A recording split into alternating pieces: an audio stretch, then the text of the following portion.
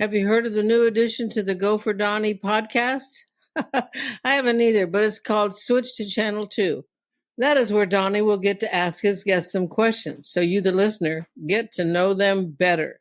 And remember, hashtag HTFU. Guys, Go for Donnie, Switch Channel 2. Welcome to our third or fourth episode of Switch Channel 2 now. We have 10 random questions for you guys. You guys know about Switch to Channel 2, right? Because on set, whenever we had to have chatter, we'd always switch to Channel 2. Get a little chatter, private chatter where no one else would switch to listen into. No one would ever switch. Never. And then we would switch it on back for some chatter, and everyone knew what you talk about. Did you guys have any like secret signals of when you went to 2? It really meant to go to 8. Oh yeah. There were definitely times when it was like, okay, when I say go to channel 2, go to 8 or go to 9 or something. But then everyone does this on their walkies. 1, 2, 3. Yeah, you just scroll through until you hear it. It's not that secret. Yeah. I know the real thing to do, and I remember Felipe and Dan did this. They went to Channel 2 and talked in Spanish. That's what they did. That was their Damn move. it. And you know what shoot I'm talking about? Was the kayak one when the red camera fell off the cliff. Oh, that's right. Oh, so that's you go probably who was to talking Channel Spanish. 2 Yeah. in a different language. That's the only way. Gosh, I remember that. Ooh. I mean, it was tethered though, right? It just dropped. It just dropped a little. No big deal.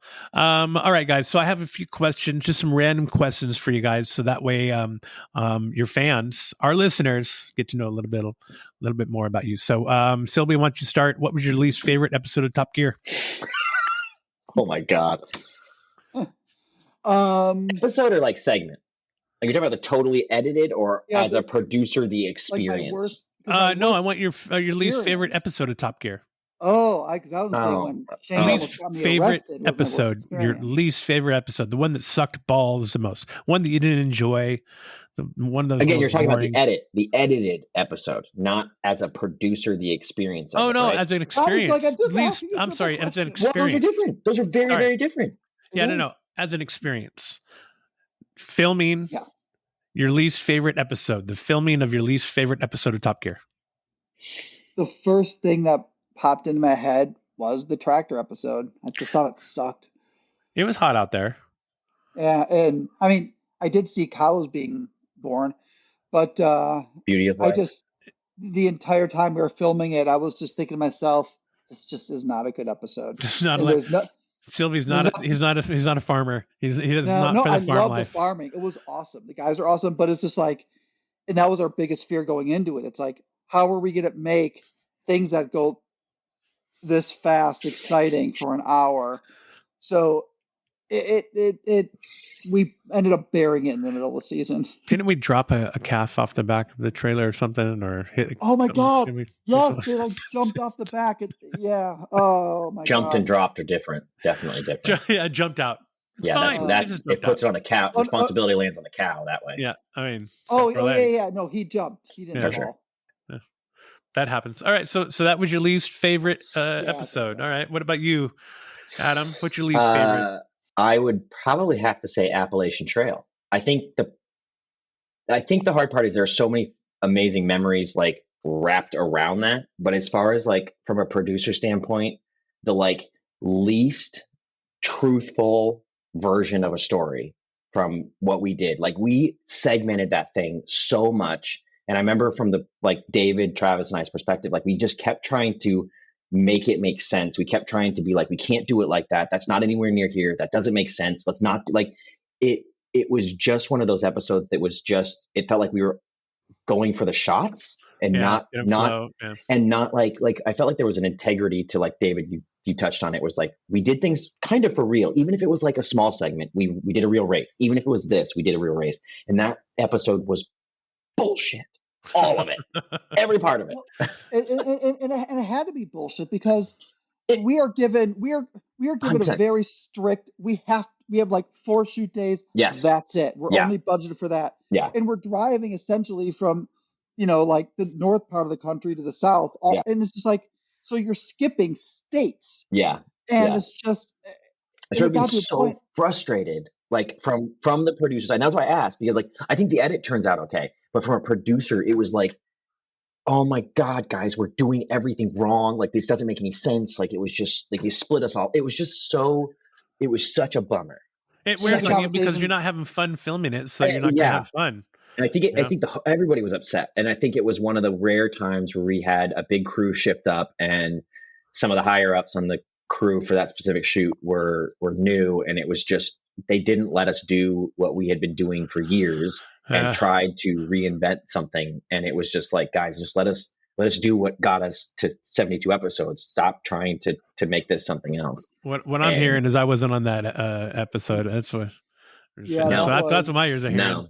I mean, we did drive on a moving train. So no, I mean, that's why I don't like, there were some cool moments. Like, there were really, really cool moments, but I just remember, if I think about the total of it, it was just such a brutally frustrating experience from a producer standpoint. It is. No, it's brutal when you have to do a huge undertaking in 4 days, and you have to tell the story, and it's tough. Anyway. Yeah. All right, then Adam, why don't you keep going on? What's your favorite Top Gear episode you ever made? Jesus, man.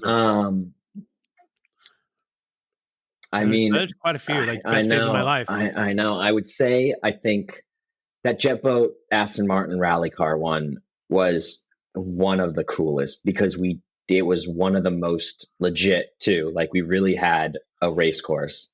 I would say that one probably ranks high, and then probably one of the very early ones I did was the Ford Raptor against a Halo jumper. Oh, that's sick! I wasn't on that. That was season 1, and it was a 5-mile race where we had a guy jumping from 5 miles up and Tanner racing from 5 miles out, and we raced to the same finish line. And that one just still ranks as like so cool. Like, such an early, it was the first gen Raptor. It was super cool. So those two probably rank pretty high.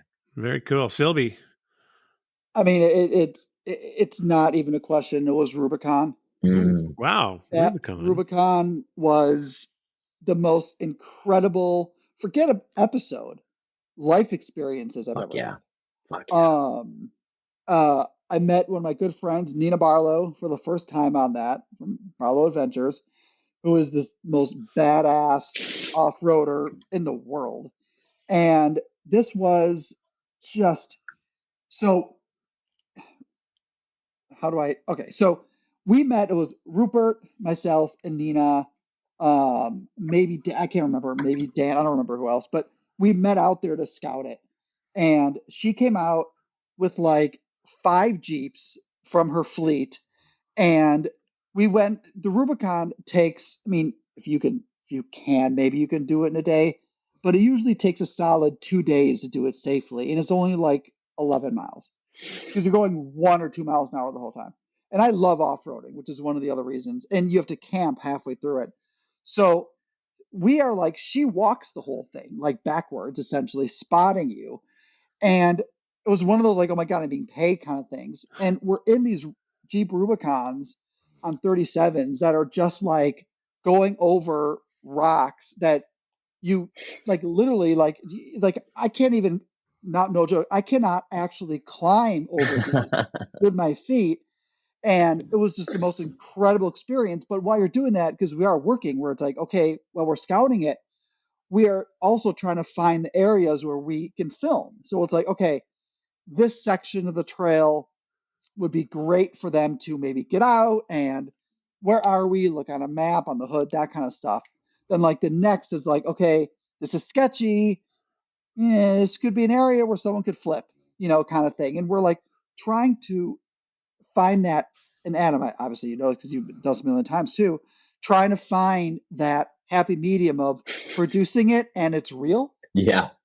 Because like Rutledge rolled his Forerunner in the episode, and we wanted him to roll. Right. He also had to actually roll. Right. And roll where cameras are so we can get it and be like, yeah. But Nina's there to make sure we're not going to kill Rut. So we're doing the Rubicon Trail, and then so we've done it, and like her crew would set up like camp, like she had one Jeep go way ahead and have all the tents set up and all the food cooking, and everything we got there was all ready. So then we did it, and then we flew home and then had to come right back out 2 weeks later to do it again with the guys. Now, mind you, they wanted to have whatever vehicle they wanted, right? So, we had a Bronco, and obviously Adam chooses a Geo Tracker. I'm sorry, a Suzuki Samurai, which, no, I'm a freaking idiot. It was a Tracker because I bought it after the episode. Yeah, I was going to say, didn't that end up in the Sylvie fleet? Yeah, it is. Anyway, and right out of the Forerunner. And those freaking things made it. And it was the most satisfying, oh my God, we all felt so, it was just that sense of accomplishment. And I'll talk forever. I'll stop now. That was my absolute favorite. That's awesome, man. Well, hey, guys, I just threw on my Go for Donnie hat because I forgot to mention you can go to the site, gofordonnie.com, and check out some of the swag that we got. We got some really cool hats that you can see I've been wearing. I got some black ones with blue, Go for Donnie. We also have some really cool stickers, as you can see, that I got on my little mug, one side, and then the other is another Go for Donnie sticker. So come on, check it out. You can buy some swag. It's always fun. There's a lot of cool things to check out on the website. Are those dishwasher safe? I will let you know. Good question. Smart question, David. Smart. I'll let you know when I put them through the dishwasher. So, hey, question. What are you guys' thoughts about Top Gear being canceled? Like ours? Ours? No. The newer ones when they were all canceled and Grand Tour was canceled. Oh. I think that's okay. It doesn't sound like you have any cancel them. I mean, is that bitter? Am I bitter? No. I mean, I'm not bitter. I mean, they canceled us. So I think it's a bummer when you lose any kind of this unique automotive show. I think it's a bummer. I mean, I read somewhere that Grand Tour wanted to come back with different hosts. Yeah, Jesus. Yeah. I mean, like Adam said, you don't want these shows being canceled. I mean, you want them to keep on going and going because the more they're out there, it's not just that it's better for us to get work, right? Yeah. But it's just they're fun shows. I think people like them. So it's plus listen, we're a tight family. You don't want to see people out of work and being canceled. Yeah. I think it's just it's a show that's not, I don't know how to say it, but it's not harmful. Right? It's not a show that is about making fun of people. It's not a show that's putting people in these horrible situations, or it's not it just was a show that I've been in some situations. But not doing it right. Not interpersonal horrible. We're gonna put you with your ex-girlfriend in a house for 10 days and see if you guys kill each other. It's not this lowbrow. I don't know. I'm sure Netflix is working on it next week. I don't know. It's probably already a show. Probably. But you know what I mean? It was the content was. It was just a different kind of content, and I just feel like that doesn't. It's not something that's really out there right now. And I think, I'm making this up. I don't know if this is true or not, but money probably has so much to do with it. Because to do this show right, you need a lot. You need a huge budget to properly make these shows. Yeah, and no one wants to do that anymore. No one wants to fork out money for this stuff. Yeah, but my low battery light just went on my computer. I'm at 10%. All right. So then Sylvia, I want to transition into telling me what exactly you do at Motor Trend. Oh, so I'm a producer on Hot Rod Garage. Cool. And it's amazing. I actually got the job from working on the last Top Gear with Dax, and because it was Motor Trend. So I met the guys there, and then when that show got canceled, they brought me over to Hot Rod Garage, and couldn't be happier. Right now, it's amazing crew. It's just great people. It's a lot of fun. I couldn't be happier. Nice. So, and can you tell everyone how you got started in this industry? Yeah, with a fake resume. Really? I love your story. Your start is good. Do it. Yeah, I had a yellow Fox Body Mustang back in Wisconsin. I decided I wanted to work in TV, so I packed it up and I drove out to California. I rented some guy's garage near LAX, where I was actually living in the garage, right? Pressed the remote control, it opened, I went into my... I was there. My living room was there. My bedroom was there. That's awesome. Okay. But I didn't know anyone, so I made a fake resume, printed it out on resume paper. I'm not aging myself. And I went to the Sony Studios in Culver City with my Saab 900 and snuck onto the lot. I said I was there to work on Dawson's Creek, and they let me in. And it ended up where Dawson's Creek was like it's filmed in North Carolina or something. But they still let me on the lot anyways. Security guard didn't know that. Door to door, handing out resumes to like grips. Like they were at the time, they were like, "Who's this?" Everyone threw it away. But I walked into the Party of Five production office, and Party of Five said, "We're not hiring, but the Donnie and Marie talk show right next door, they're probably hiring." Walked in, they hired me on the spot with my fake resume. I started the next day. Fuck yeah! And the two women, Kathy and Tiffany, they're going to watch this, are some of my best friends today. Oh my gosh! Some years later, I love that. Yep. What were their names? Tiffany and Kathy are their names. Kathy and Tiffany. Thank you for bringing us Sylvie. So fucking good. They hired me, this young kid wearing yellow sweatpants with my yellow Mustang. Shut I had up. a Mustang. You had yellow sweatpants on? Yep. Did you have How'd you get both out there? Flew back and drove the other one. That's commitment. I'll show you the picture. I have a picture of two of them together at the Sony lot. So good. So good. Long story short, yeah. And they hired me as a PA. I started the next day buying groceries and making coffee. And funny enough, long story short, they knew my resume was bullshit because the stuff that I put on there, they knew the production companies and they called them and knew I didn't work there. Oh my God, I love it. But the tenacity. But they were like, yeah, like they met you and they were like, God damn it, this son of a bee. Oh, that's so good. This little go-getter. Definitely a go-getter. That's awesome. Didn't do that today, get arrested. No, I was like, you're not even getting in the door. You're not even getting on the lot. Yeah. Stranger danger, stranger danger. Alarm's going off.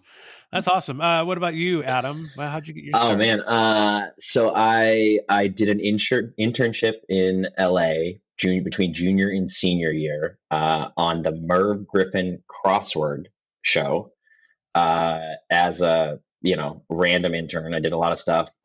Met Susan Nessenbaum Goldberg on that show. She was the project manager. And then, so Susan and Jajeen Funk, they were Susan was line producer. Jajeen was, project manager. And they both tried to convince me to not go back to college and stay and finish out the show. I did go back to college, came back, instantly got in touch with them, did a couple random shows, but ended up on a show with Susan and Scott Messick, called Destroy, Build, Destroy, which was on the Cartoon Network, live action, basically Junkyard Wars, but with kids, where we would blow up a bunch of shit.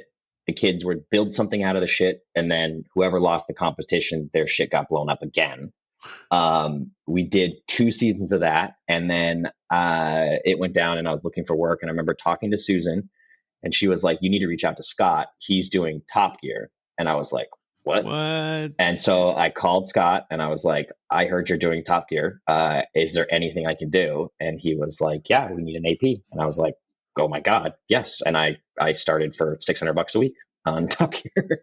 What? That's crazy. Yeah. So it was, and I dabbled, we crossed paths, Donnie, while you guys were doing, Rupert and you were doing that destruction show, that demolition show for Discovery. So I was working with Janine.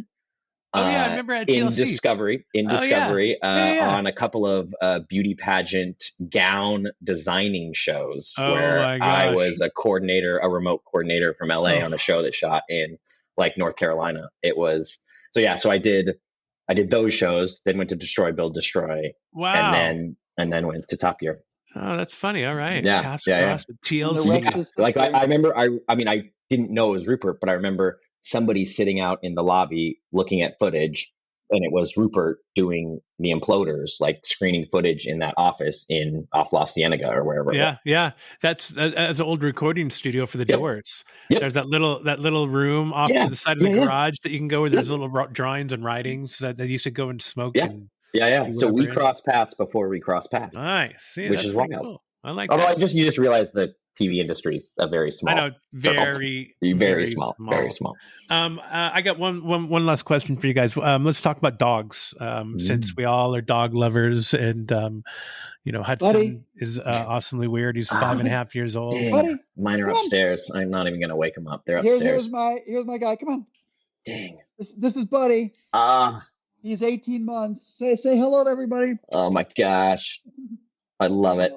I love it. Where's Hudson? He is. He's over by the door, sleeping. Love you. And I've got a tuna and a sandwich that are upstairs, also sleeping. Nice. I know. Isn't it funny where dogs like it's bedtime? Like I did get my first dog season 1 of Top Gear. I remember getting him Chunk. Yeah. Yep. I remember getting Chunk. And then going out on the Aston Martin shoot right away. I got Chunk on Friday, and then Monday I left for El Mirage for our Aston Martin shoot out in the desert. Damn. I got to bring him into the offices, and when we were off Lancaster in North Hollywood, he stayed there. And then Olivette named her dog. Olivette named a dog Chunk after Chunk.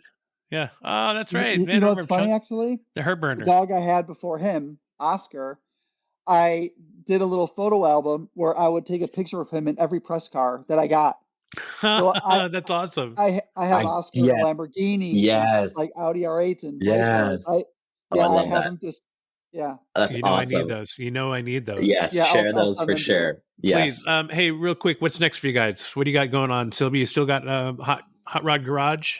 Still got Hot Rod Garage. We're halfway through season 12. Fingers crossed. We'll get a 13. Congrats. That's amazing. Awesome. Thanks. That's amazing. Keep going. McFarlane, what do you got going on? Man, I'm managing a couple Amazon projects up in Seattle. Amazon's building a big brand new skyscraper, and we're doing like $9 million worth of work in it.